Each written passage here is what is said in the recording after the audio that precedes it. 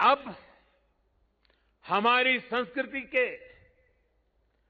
हमारी इस विरासत को, आस्था के केंद्रों को इसी गौरव भाव से देखा जा रहा है जैसा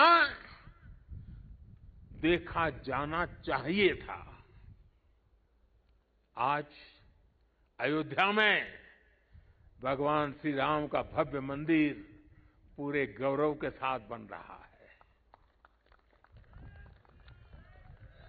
अयोध्या को उसका गौरव सदियों के बाद वापस मिल रहा है।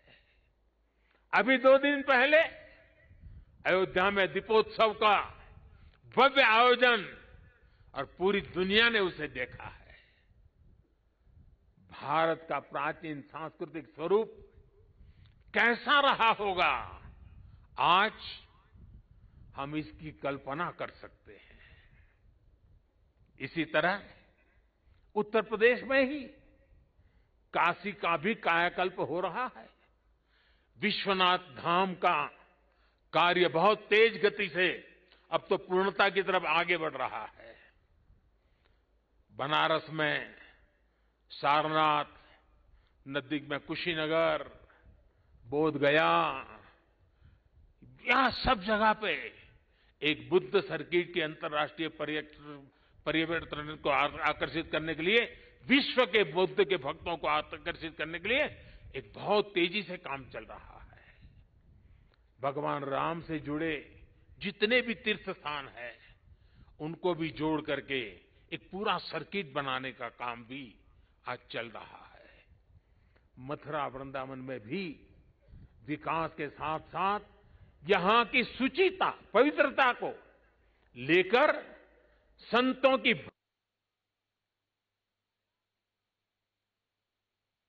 आधुनिकता की तरफ मोड़ दिया जा रहा है। इतना सब आज इसलिए हो रहा है क्योंकि आज का भारत आदि शंकराचार्य जैसे हमारे मनीषियों के निर्देशों में श्रद्धा रखते हुए, उस पर गौरव करते हुए आगे बढ़ रहा है।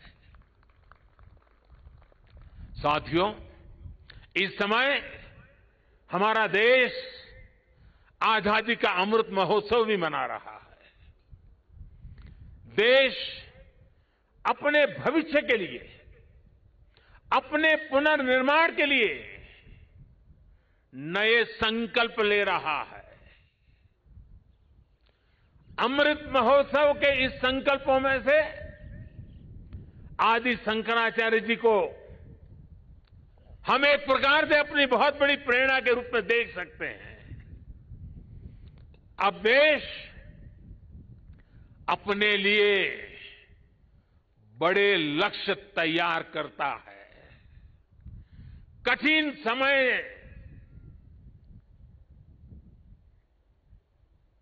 और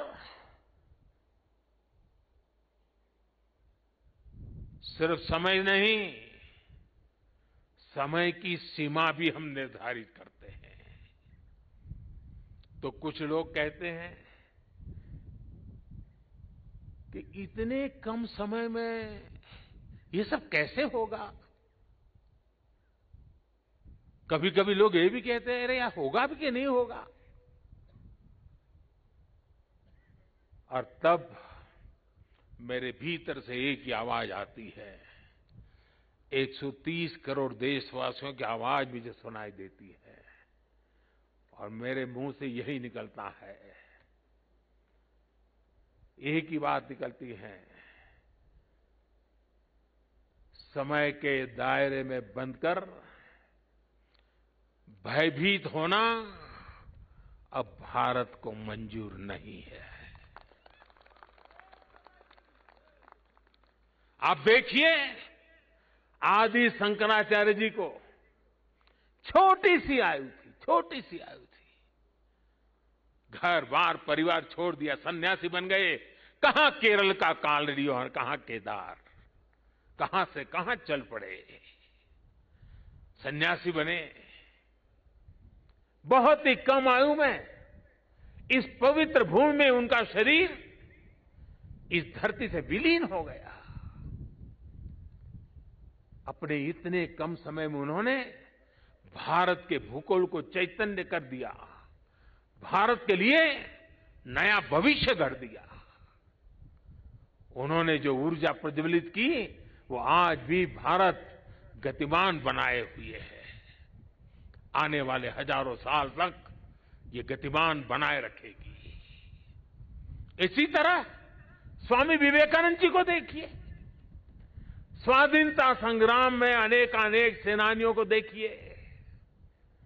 ऐसी कितनी ही महान आत्माएं, महान विभूतियां इस धरती पर आकर यहां प्रकट हुई, जिन्होंने समय की सीमाओं का उल्लंघन कर छोटे से कालखंड में कई युगों को गढ़ दिया। ये भारत इन महान विभूतियों की प्रेरणाओं पर चलता है। हम शाश्वत को एक प्रकार से स्वीकार करते हुए हम क्रियाशीलता पर विश्वास करने वाले लोग हैं। इसी आत्मविश्वास को लेकर देश आज इस अमृत काल में आगे बढ़ रहा है। और ऐसे समय में मैं देशवासियों से एक और आग्रह करना चाहता हूं। स्वाधीनता संग्राम से जुड़े ऐतिहासिक स्थानों को देखने के साथ साथ ऐसे पवित्र स्थानों को भी ज्यादा से ज्यादा जाएं, नई पीढ़ी को लेकर के जाएं, परिचित कराएं, मां भारती का साक्षात्कार करें, हजारों साल की महान परंपरा की चेतना को अनुभूति करें। आजादी के अमृत काल में स्वतंत्रता आजादी का ये भी एक महोत्सव हो सकता है। हर हिंदुस्तानी के दिल में, हिंदुस्तान के हर कोने कोने में, हर कंकर कंकर में शंकर का भाव जग सकता है। और इसलिए निकल पड़ने का ये समय है। जिन्होंने गुलामी के सैकड़ों वर्षों के कालखंड में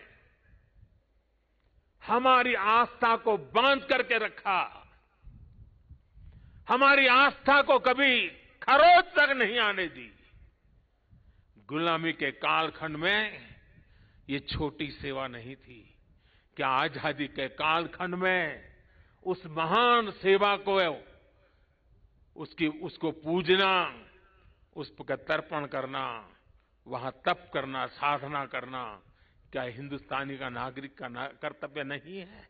और इसलिए मैं कहता हूं, एक नागरिक के तौर पर हमें इन पवित्र स्थानों को भी दर्शन करने के लिए जाना चाहिए। उन स्थानों की महिमा को जानना चाहिए। साथियों, देवभूमि के प्रति असीम श्रद्धा रखते हुए, यहां की असीम संभावनाओं पर विश्वास करते हुए आज उत्तराखंड की सरकार यहां विकास के महायज्ञ से जुड़ी है, पूरी ताकत से जुड़ी है। 4 धाम सड़क परियोजना पर तेजी से काम हो रहा है। चारों धाम हाईवे से जुड़ रहे हैं। भविष्य में यहां केदारनाथ जी तक श्रद्धालु केवल कार के जरिए आ सके, इससे जुड़ी प्रक्रिया भी शुरू हो गई है। यहां पास में हो पवित्र हेमकुंड साहब जी हैं। हेमकुंड साहब जी के दर्शन आसान हो इसके लिए वहां भी रोपवे बनाने की दिशा में तैयारियां चल रही हैं।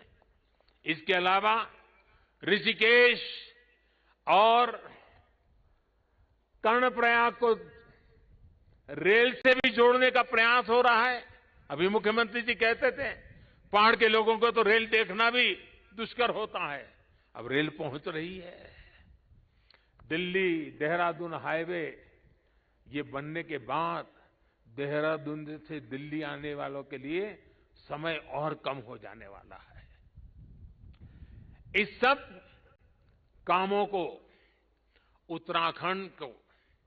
उत्तराखंड के पर्यटन को बहुत बड़ा लाभ मिलने वाला है।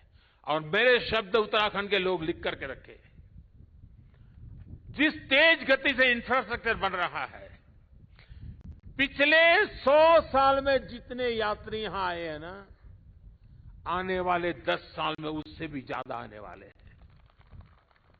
आप कल्पना कर सकते हैं यहां की अर्थव्यवस्था को कितनी बड़ी ताकत मिलने वाली है।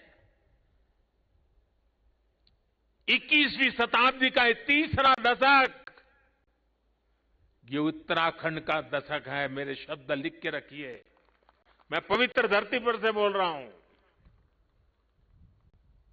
हाल के दिनों में हमने सभी ने देखा है कि किस किस तरह 4 धाम यात्रा आने वाले श्रद्धालुओं की संख्या लगातार रिकॉर्ड तोड़ रही है। और ये कोविड न होता तो न जाने ये संख्या कहां से कहां पहुंच गई होती। उत्तराखंड में मुझे ये भी बहुत खुशी हो रही है, खासकर मेरी माताएं बहनें, और पहाड़ में तो माताओं बहनों की ताकत का एक अलग ही सामर्थ्य होता है। जिस प्रकार से उत्तराखंड के छोटे छोटे स्थानों पर प्रकृति की गोद में होम स्टे का नेटवर्क बन रहा है, सैकड़ों होम स्टे बन रहे हैं। माताएं बहनें और लोग भी, जो यात्री आते हैं, वे भी होम स्टे को पसंद करने लगे हैं। रोजगार भी मिलने वाला है, स्वाभिमान से जीने का अवसर भी मिलने वाला है। यहां की सरकार जिस तरह विकास के कार्यों में जुटी है, इसका और एक लाभ हुआ है। यहां वरना तो हम हमेशा सुनते थे पहाड़ का पानी और पहाड़ की जवानी कभी पहाड़ के काम आती नहीं। मैंने इस बात को बदला है। अब पानी भी पहाड़ को काम आएगा, जवानी भी पहाड़ को काम आएगी। पलायन रुकना है। एक के बाद एक जो निर्णय हो रहे हैं, पलायन रुकना है। मान के चलिए साथियों, मेरे नौजवान दोस्तों, ये दशक आपका है, उत्तराखंड का है, उज्जवल भविष्य का है। बाबा केदार के आशीर्वाद हमारे साथ है। ये देवभूमि, मातृभूमि की रक्षा करने वाले अनेकों वीर बेटे बेटियों की ये जन्मस्थली भी है। यहां का कोई घर, कोई गांव ऐसा नहीं है जहां पराक्रम की कोई गाथा का परिचय न हो। आज देश जिस तरह अपनी सेनाओं का आधुनिकीकरण कर रहा है, उन्हें आत्मनिर्भर बना रहा है, उससे हमारे वीर सैनिकों की ताकत और बढ़ रही है। आज उनकी जरूरत को, उनकी अपेक्षाओं को, उनके परिवार की आवश्यकताओं को बहुत प्राथमिकता देकर के काम किया जा रहा है। ये हमारे ही सरकार है जिसने 1 रैंक 1 पेंशन की 4 दशक पुरानी मांग को पिछली शताब्दी की मांग इस शताब्दी में मैंने पूरी की। मुझे संतोष है, मेरे देश की सेना के जवानों के लिए मुझे सेवा करने का मौका मिला। इसका लाभ तो उत्तराखंड के करीब करीब हजारों परिवारों को मिला है, निवृत्त सैनिक परिवारों को मिला हुआ है। साथियों, उत्तराखंड ने कोरोना के खिलाफ लड़ाई में जिस तरह का अनुशासन दिखाया, वो भी बहुत अभिनंदनीय है, सराहनीय है। भौगोलिक कठिनाइयों को पार कर आज उत्तराखंड के लोगों को 100% सिंगल डोज का लक्ष्य हासिल कर लिया है। ये उत्तराखंड को ताकत का दर्शन कराता है, उत्तराखंड के सामर्थ्य को दिखाता है। और जो लोग पहाड़ों से परिचित हैं ना, उनको पता है कि काम आसान नहीं होता है। घंटों घंटों तक पहाड़ की चोटियों पर जाकर के 2 या 5 परिवार को वैक्सीनेशन दे करके रात रात चल करके घर पहुंचना होता है। कष्ट कितना होता है मैं अंदाज लगा सकता हूं। उसके बाद भी उत्तराखंड ने काम किया है। क्यों? उत्तराखंड के एक एक नागरिक की जिंदगी बचानी है। और इसके लिए मुख्यमंत्री जी, आपको, आपकी टीम को मैं बधाई देता हूं। आज मुझे विश्वास है कि जितनी ऊंचाइयों पर उत्तराखंड बसा है, जितनी ऊंचाइयों पर उत्तराखंड बसा है, उससे भी ज्यादा ऊंचाइयों को मेरा उत्तराखंड हासिल करके रहेगा।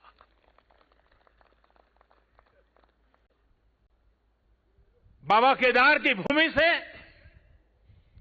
आप सबके आशीर्वाद से, देश के कोने कोने से संतों के, महंतों के, ऋषियों के, मुनियों के, आचार्यों के आशीर्वाद के साथ आज इस पवित्र धरती से अनेक संकल्पों के साथ हम आगे बढ़े। आजादी के अमृत महोत्सव में देश को नई ऊंचाई पर ले जाने का संकल्प हर कोई करे। दिवाली के बाद एक नया उमंग, नया प्रकाश, नई ऊर्जा हमें नया करने की ताकत दें। मैं एक बार फिर भगवान केदारनाथ के चरणों में, आदि शंकराचार्य जी के चरणों में प्रणाम करते हुए आप सभी को मैं एक बार फिर दिवाली के इस महापर्व से लेकर के छठ पूजा तक अनेक पर्व आ रहे हैं, अनेक पर्वों के लिए अनेक अनेक शुभकामनाएं देता हूं। मेरे साथ प्यार से बोलिए, भक्ति से बोलिए, जी भर करके बोलिए, जय केदार, जय केदार, जय केदार। धन्यवाद। परवाह देश की, सोमवार से शुक्रवार रात 10 बजे TV9 भारतवर्ष पर।